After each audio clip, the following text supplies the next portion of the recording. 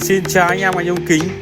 Ngày hôm nay ngày 14 tháng 10 2025, thương hiệu máy nhôm Wayhan tiếp tục lắp đặt và chuyển giao công nghệ máy khoét khóa CNC max1600 cho khách hàng là anh Vũ ở thành phố Đà Nẵng anh em nhá.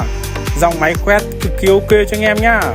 Công nghệ lật 3 mặt, 2 mũi khoét độc lập, công nghệ motor vuông 2,8 kW, màn hình 10,5 inch, rất cao cấp cho anh em. Công nghệ phần mềm bản quyền trọn đời cho anh em, lập trình sẵn cho anh em rất nhiều hệ khóa mới cho anh em nhá. Dòng này tích hợp cho anh em hơn 300 hệ mã khóa cho anh em đầy đủ hết tất cả, từ khoét thủy lực, chấn song, cánh kính, trượt quay, dòng nhôm nội thất đến những dòng nhôm sinh pha, dòng nhôm macro win đầy đủ hết cho anh em nhá. Anh em quan tâm về dòng máy khoét khóa CNC đa năng max1600 và dòng máy khoét khóa CNC một đầu, hai đầu đều có hết cho anh em nhá. Anh em quan tâm inbox nhá. Xin chào anh em.